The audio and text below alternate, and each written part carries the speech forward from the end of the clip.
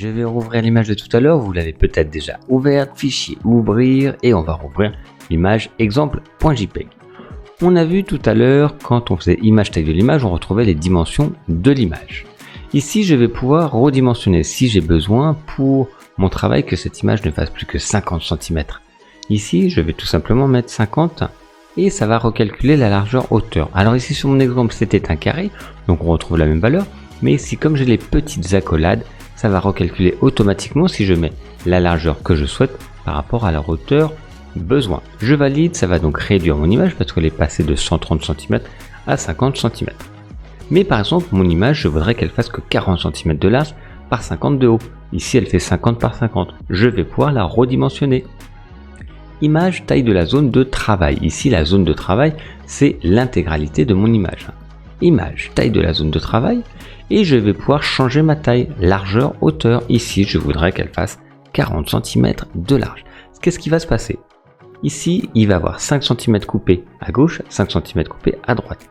Parce que j'ai choisi un positionnement au centre.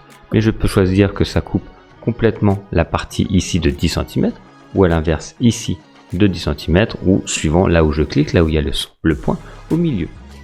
Souvent, on prend et on laisse le point au centre de cette cible. Quand je valide, il va avoir un petit message d'avertissement pour dire que mon image va être coupée et c'est très bien, c'est ce que je voulais. Automatiquement, vous voyez, ça a été coupé et donc là j'ai pu redimensionner mon image simplement. Image taille de l'image, je donne la taille que je veux et image réglage du poste du plan de travail, je pourrais la couper.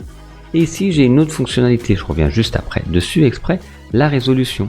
Si je décoche rééchantillonner, je vais pouvoir faire ici, par exemple, si je voudrais savoir combien ça fait en 150 pixels pouces. Parfois vous entendez, voilà ma résolution pour l'imprimeur c'est 300. Je mets 300, donc c'est une image haute résolution. Maintenant mon image qui tout à l'heure en basse résolution faisait 40 cm par 50. Si c'est en haute résolution, donc pour l'envoyer chez l'imprimeur, pour le mettre dans un magazine ou autre, là ça ne fera plus que 9 cm 6 par 12. Voilà, il faut bien décocher rééchantillonnage et ici on aura bien la conversion en moyenne, donc 150 pixels, 300 en haute ou 72 et on aura la taille ici. Parfois votre imprimeur va dire ok, votre image elle est comme ça, mais on a besoin de savoir la taille.